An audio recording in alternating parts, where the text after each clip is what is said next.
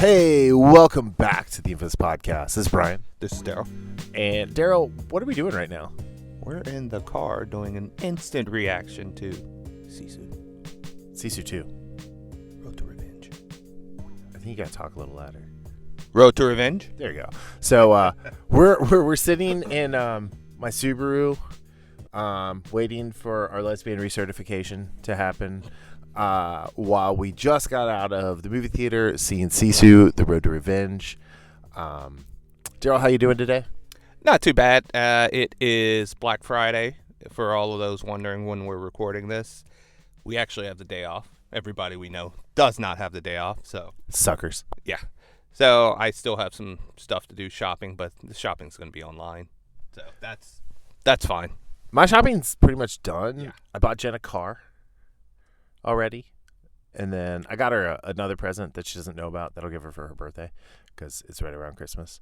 And then I got Haley the coolest present ever, which I can't say because sometimes she listens. So, but needless to say, I won Christmas again. Is that the one you told me about? Yeah. Okay. Yes. It's the, yes.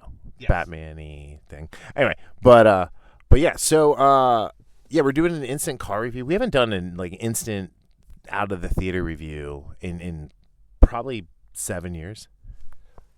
16 for when did, because Winter Soldier was 2014 and Civil War was 2016, I think. So 9 years. Yeah, that's a long time. Almost a decade. Long time. Yeah, that's crazy to think about. Anyway, hey, I like your hat. Yeah, no, it's just found it in this bag, this paper bag, in your car. Not sure where it came from, but decided to abscond with it. Well, it did come from the mothership. Rich Eisen. No. Ann Arbor. I know. Rich Eisen says that a lot. Oh, yeah. Okay. The mothership. Yeah. So I will say I got Darryl this really cool Michigan bucket hat. What I really wanted to get you was a hat for the College of Human Genetics at the University of Michigan, but the student store was closed by the time we got there, so I couldn't buy that for you. And this. So I got you the cross country hat instead. Now would it have specimen on it? And then just, specimen. Okay. Anyway. No. Do you know where that's from? I don't, but I don't care. I just mentioned one of the movies that we did an instant reaction to.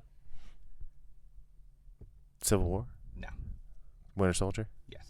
Oh, maybe I don't remember. Dude, I need to rewatch that. It's been 5 or 6 years since I've watched that movie. That's a long time, man. It's probably 2 for me.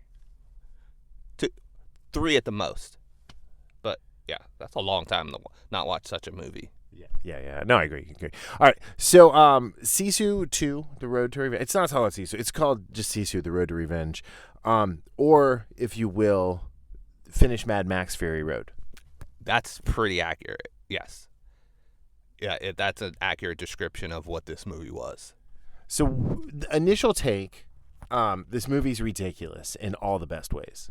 100%. I was elbowing you just because of how ridiculous it was multiple times, but it was a ridiculous that made me smile. And that's one of those things where in movies, there's the ridiculous that just grates on me, like the later Fast and Furious movies, for example. Even though the older ones are the good way, and then there's SISU and SISU Road to Revenge, which is all the good sorts of ridiculous, just escalation factors of kills, or it did its job. And as we talk into it, the cinematography, incredible. The score, it's a almost that tribal / Viking type score. That's what it put me in mind of. And just the kill creativity. I mean, it's one of those movies that you think of from the 80s, where it's just that revenge flick where the plot is just that. It's you could write down the plot in one sentence, and everything else that follows is just almost not quite a happy accident, but for the viewer, some fun to be had. So I thought the missile was the kill of the week, but that really went to Deborah Goldstein in Kansas City, Missouri, when she dropped the piano on the Nazi. Anyway, or the Russian. No, I agree with all of that. I love the look of these movies, and this is the movie that personifies like the thing that I always say. I love that John Wick is a genre of movie now. Although they did a good job not going full John Wick, because like that dog, that whatever poodle mix dog, 1 is adorable, 2 is the chillest dog ever. When he's sitting in between Sisu's legs when they were driving, and you know, and being shot at, and he's just like, I thought that was great. But no, I did the one of the things takeaways, because I wonder if we're gonna have another one of these. I don't think we will, because it had a pretty definitive ending. But Scott Lang's character, right? Is that his name? No, Stephen Lang. Stephen Lang, thank you. Was when he had him captured and he was torturing him, and he told him Siberia is a bad place to be immortal. I thought that was a pretty great line, and I'm like, wait, could we get a new SISU? Could we get SISU 3 like out of retirement in like 2 or 3 years?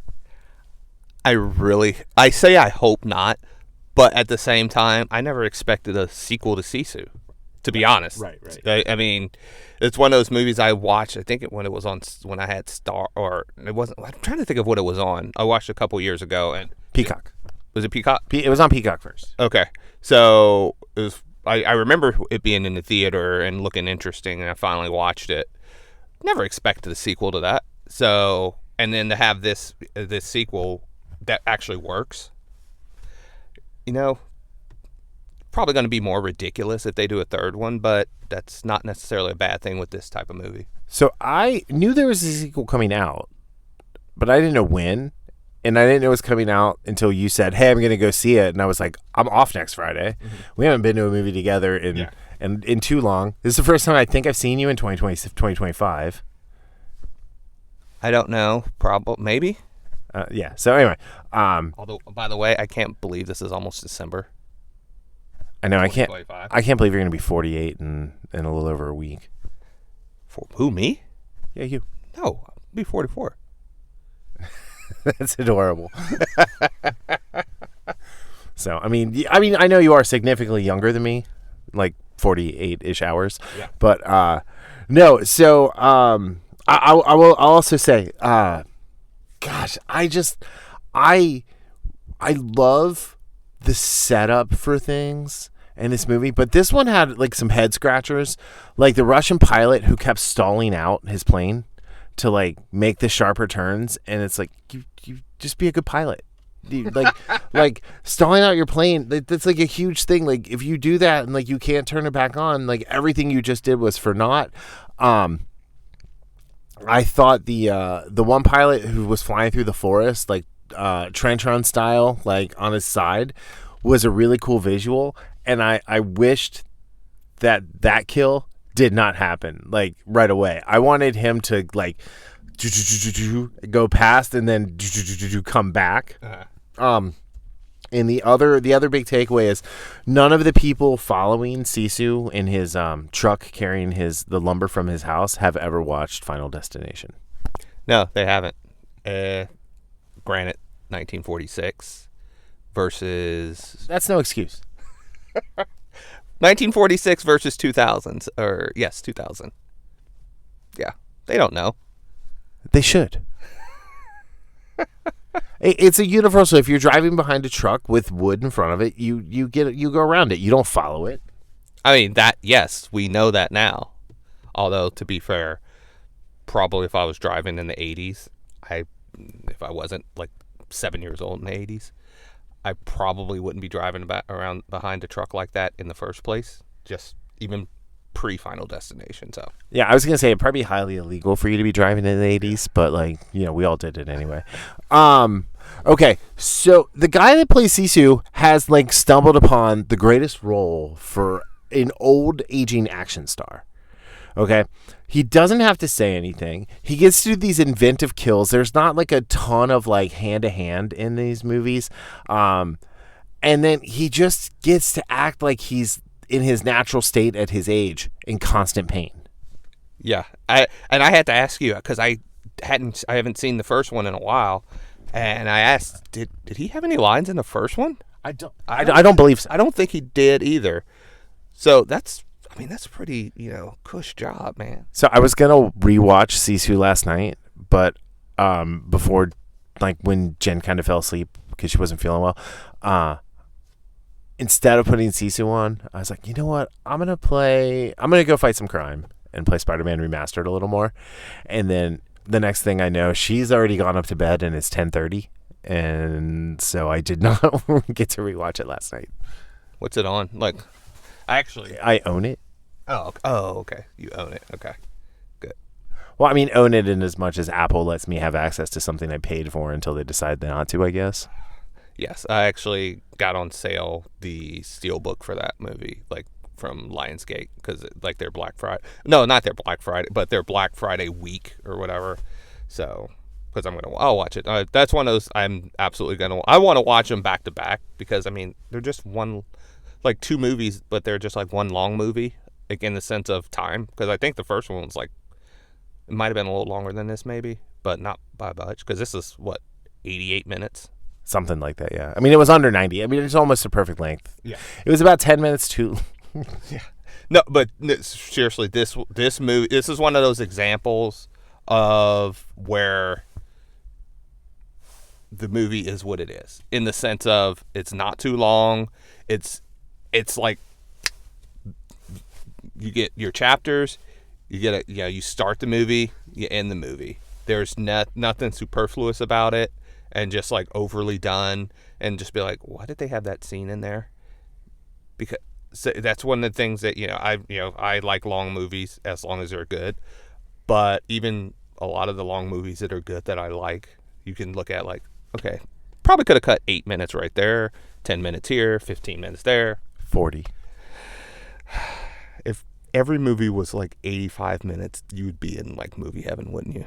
It's called growing up in the 90s and the late 80s. Like, yes, that's what movies were. Like, a 2-hour movie was a treat, and a 2-hour movie was also horrible because it was 2 VHS tapes that you had to get up and swap out halfway through. That is true. Like some of those, like, or going back to the longer, like the 3-hour movies, like Titanic, like the 10 Commandments, things like that. American Beauty.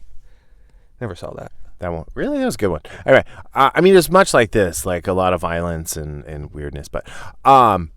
So, did you notice who was playing like the first Russian guy with the Molotov cocktail? The first Russian that got killed. No, it was the guy from who was the quarterback in The Replacements.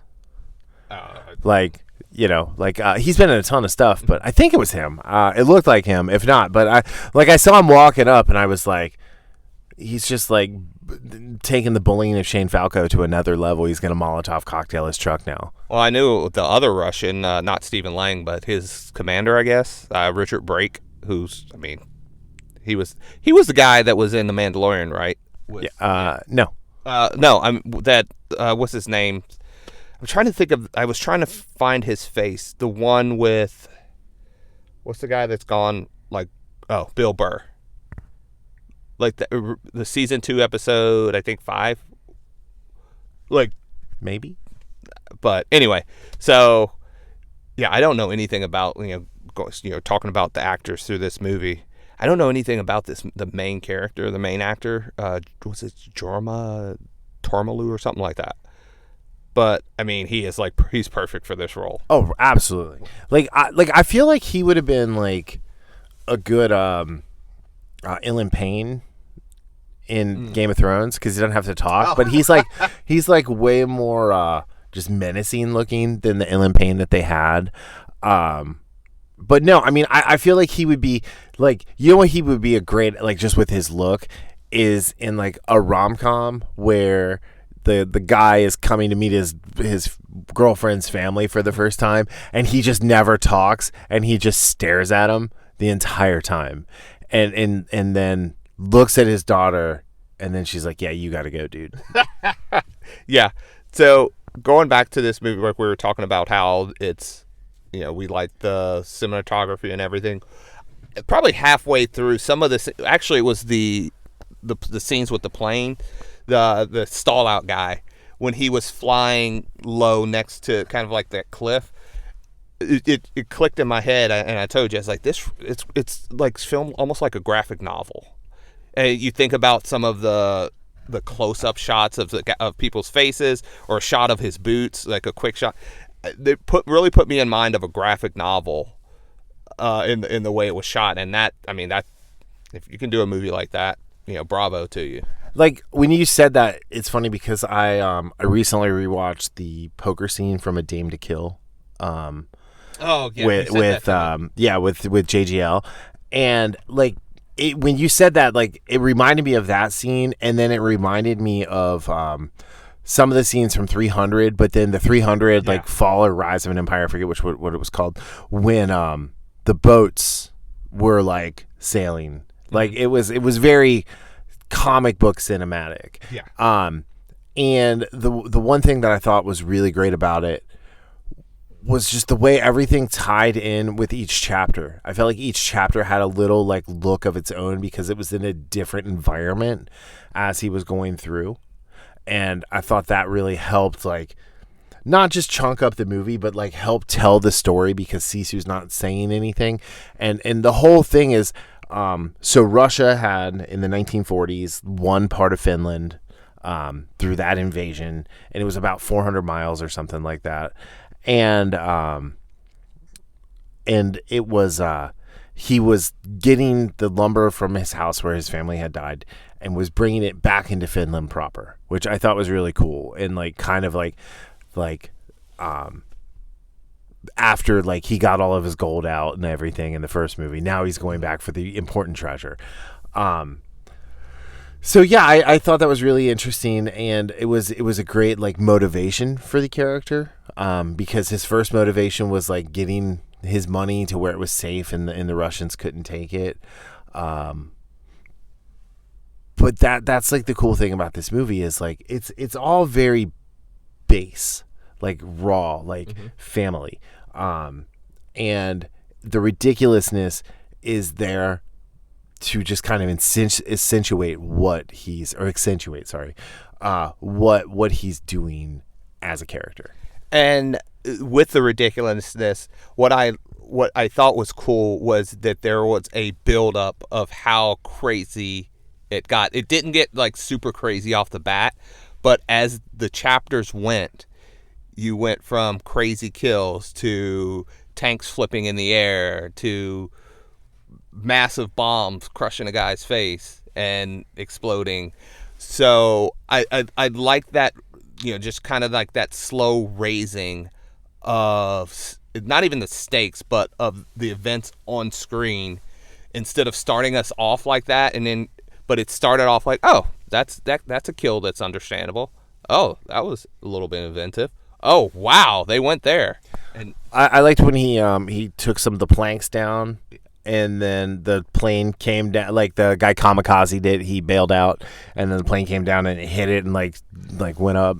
That was one of those things that in the trailer, I was like, that doesn't make sense why a guy would, the pilot would do that. But then you see it in the movie, you're like, oh, that's why. Because you didn't know he bailed. You didn't know. Exactly. So that's an example of something where you see, you're just like, what? I'll also say I kind of forgot what the cargo was at that point, because when he was like trying to get the wood back in, I'm like, dude, just back up and leave it. Yeah. Yeah. Also, dude made a raft in how long? In the shortest time ever. Well, he didn't have, like, I don't know what he bound it with. What did you say? The dog's hair? The dog's hair. Yeah, he brushed the dog and made some twine with the dog's fur. But no, like, so like there's a lot of disbelief that has to be suspended for this movie, and that is like the best kind of escapist movie. There's really no message to this movie other than, hey, have fun watching it. Yeah, and the closest thing to a message for me I saw was one. You touched on it. The real stakes were he had that attachment to the home because that's the last thing he had of his family. And from the SISU 1 to SISU 2, this guy has been like a raw nerve in the sense of he is, that fight or flight instinct. He has been fight this whole time. And I love, and we were kind of making jokes at the end, but like when he runs into other people that he doesn't have to fight. And just that, and again, going back to the actor, the emotion that he displays, not just the rage, because, I mean, he's done a great job with the rage in 2 movies, but you see something else where he actually, when he realizes and he sees that, you know, everybody's not out to kill him and that there are people that are out there to help. I think watching this over Thanksgiving weekend is a good one too, because he showed thankfulness and gratefulness of the people that showed up to help him and ask nothing in return from him. And that was that look, right? It was like, of course I made a horrible joke after that, but which I'm not going to repeat. Yeah. Anyway, but no, it was so nice. And he was like, in that moment, he was like, oh, I've gone through all of this. I've fought to protect Finland, and like here are these people now who have come to help because of, you know, reasons, and you know, not looking for anything and not asking for anything. And I did like how that led into the closing credits, and it was like the Ken Burns documentary of, you know, the pictures kind of like floating in and out of screen. Of them helping him rebuild his house, and then a picture of everybody, and we were kind of making like commentary on it, like, and then the Finnish men showed up to help him complete the reconstruction of his family home in Finland proper, and you know, but it was great. I thought it was a great cap to such a frenetic and violent movie. Oh, absolutely agree, and that's why. Even though I did not expect a second movie after watching the first one, this was almost like that bookend where it was like, this is the chapter of SISU. You know, not necessarily a happy ending because he doesn't have his family, but it's a complete ending. He got what he needed. He got what he wanted, in the sense of he still has the house that, you know, those lasting memories of his family that are etched, you know, in the boards. So, but again, you know, if you can think of a creative way, but just let this guy rest. Just that's almost what I almost would like is like some type of Sisu prequel with him, but it wouldn't be him. So that, because I mean, if you're doing a prequel, it's the younger version of him. So for a third one, his son is actually alive, his oldest, who went to protect his little brother, and the Russians took him, a la Bucky, and so then they send him to kill Sisu, and he's sitting there with the dog on his porch, drinking a hot cup of tea, eating some like salted smoked fish, just enjoying the morning, and his now grown son comes up, or not grown, like teenage son, like rolls up, and he recognizes him, and then all he sees is like the hatred and the boy, and so then it is him trying, without words, keep in mind, to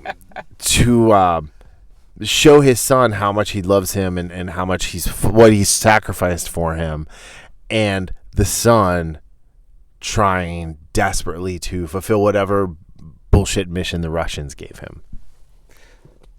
In a way, it sounds, you know, that took some snippets from Wanted, but which was another fun movie that was so ridiculous. I mean, could he curve bullets in it too? I mean, he doesn't need to. Just like the bullets just find you, that like he just directs it with his anger. I did find it funny that the bullets ripped through everybody in this movie except for the people he hid behind. I mean, of course. I guess they had denser muscles. So I did like the little the buckshot that went through his cheek. And then he just spits it out. He's like rolling it around like, what the hell is this? It's like, oh. I definitely thought he was spitting a tooth out. I did too. Yeah. But he reached into his mouth through the outside of his cheek. That was pretty great. Dude took some damage. I mean, he's a very Scadaboo-esque character. He's Scadabooian, if you will, with the ability to just take damage and keep going. So another thing this movie reminded me of with the whole damage thing, obviously more visually visceral, But the same idea are the Clint Eastwood Man with No Name movies, or like even movies like, I mean, it's technically not the Man with No Name trilogy, but like Hang 'em High and High Plains Drifter and things like that. And Sisu, with all of the, everything he goes through, it's almost as if he's like those Clint Eastwood characters, that vengeful spirit, like Pale Rider, in the sense of that he, despite what he goes through, he can't be stopped from, achieving what, that mission of revenge or mission of vengeance or whatever you want to call it.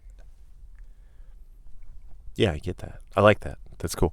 All right, let's do our ratings. So, out of 10, how could there possibly be any blood left in his body because it all pumped out onto the floor of the train?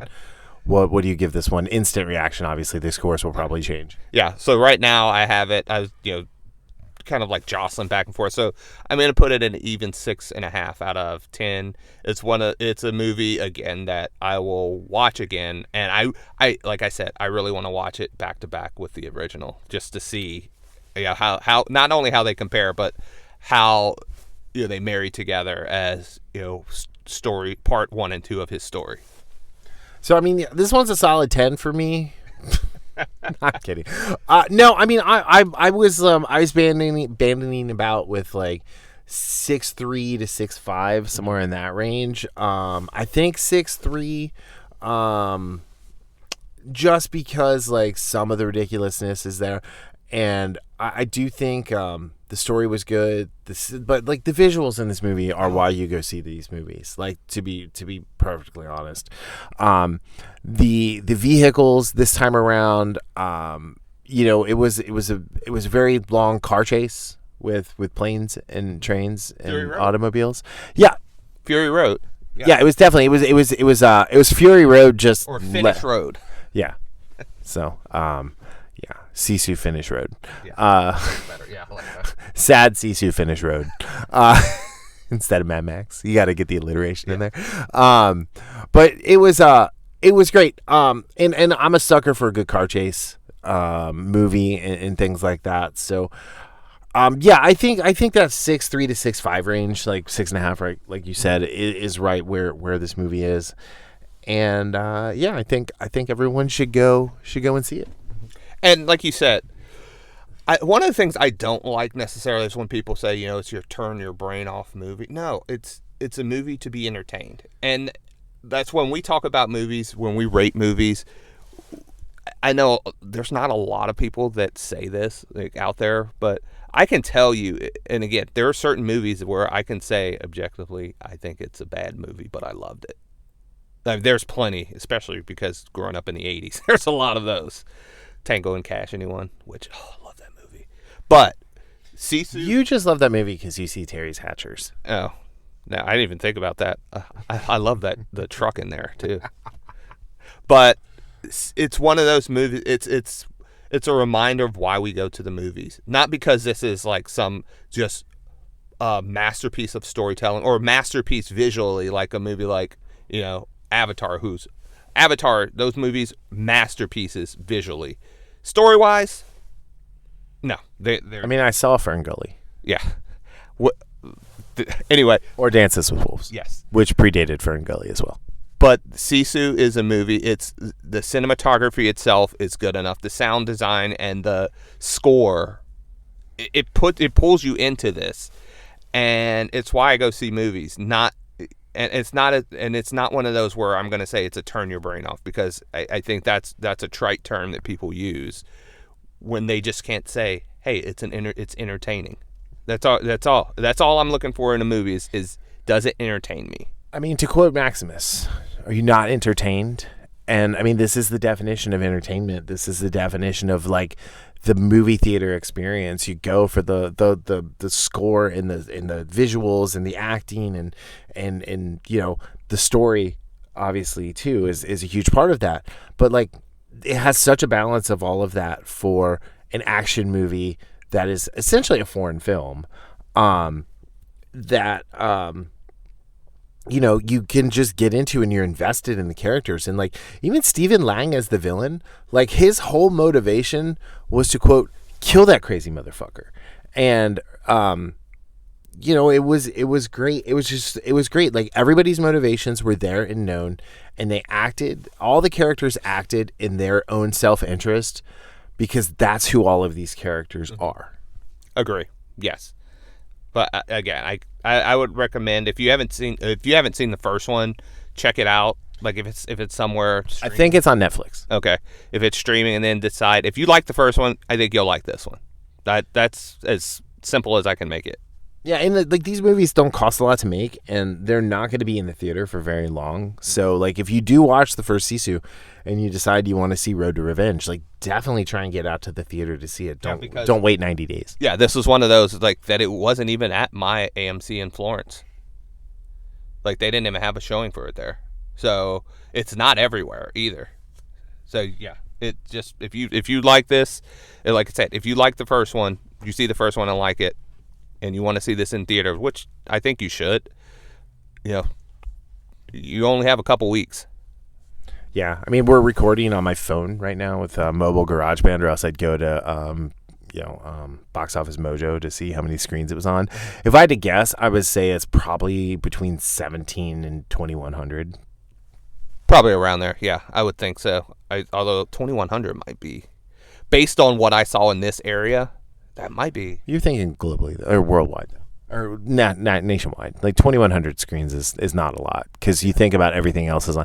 Like, I think the max is like 4,500, 4,700 screens. So, I mean, it could be in half the theaters. Yeah, that's true. I mean, because that's not a lot. Because usually, what is it? Around 3,500 is, like, not even the average I'm not saying the average, but it seems like pretty much every movie. And again, the other thing is, just because it's on the screen doesn't mean it's going to be on that screen with the same amount of showings either. Because that's the other thing I saw with this movie, where it was on the screen and it has 2 showings or something like that. Versus while on this one, I think it had, like, normal amount of showings. Yeah, like, Now You See Me 3, I think, was on 3,500 screens, and, like, there were only 2 RPX showings at the Regal, and they were at 7 p.m. and 9 p.m. And, it's like, well, that doesn't work for me. I want to go see it, like, in the morning on the RPX. Yeah, that annoys me when it's like one showing at 9:50 p.m. I'm not going to the movies at 9:50. What is this? I mean, it also happened to come out at the same time as The Running Man and Predator Badlands. So those movies were capitalizing the IMAX and RPX screens across the country. Yeah, that's true. All right. Anything else you want to add? Nope. Hope everybody had a good Thanksgiving, and as you listen to this, hope your Black Friday wasn't too chaotic. Yeah. I don't know. My Black Friday, like, I don't know. I might drive over to the mall and see if the kid's still working and mess with her a little bit and be like, drop some stuff on the floor and make her pick it up. I'm kidding. I would never do that. But anyway.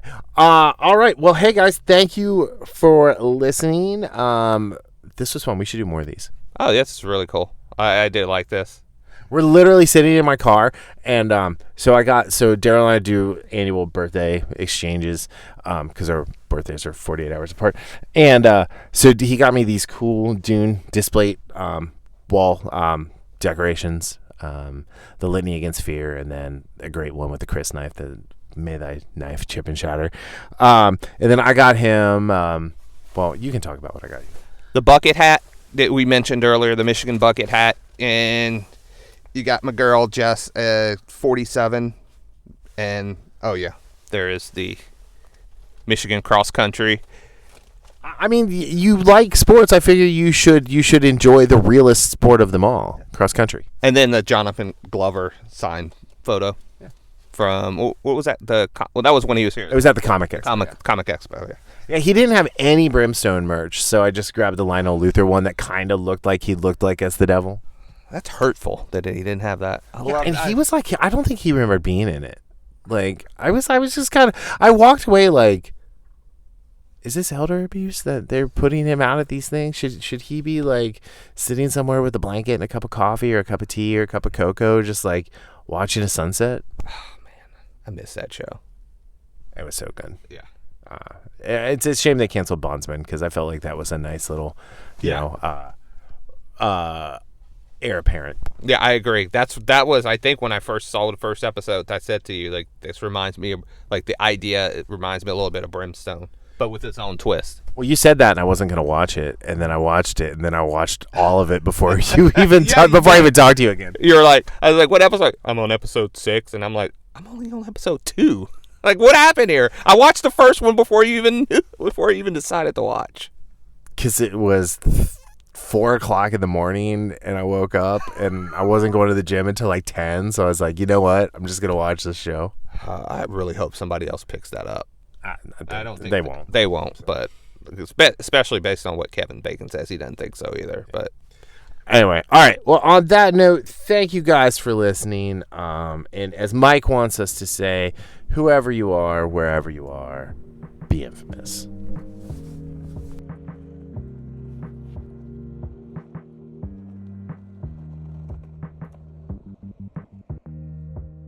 The Infamous Podcast is recorded in Kings Mills, Ohio, just north of Cincinnati.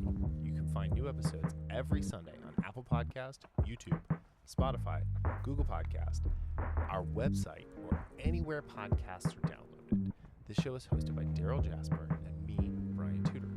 To find more information about the show, visit us at infamouspodcast.com and follow us on Facebook and Instagram at Infamous Podcast to keep up with the show. We also have a Patreon page, patreon.com/Infamous Podcast. We have some great rewards for our patrons and are looking for help to grow the show to bring you more of the content you want to hear. Music for this podcast is provided by Michael Henry from meetmichaelhenry.com. So, whenever you're listening to us, have a great day, night, evening, weekend, whenever it is, and we'll see you next time. Thanks for listening.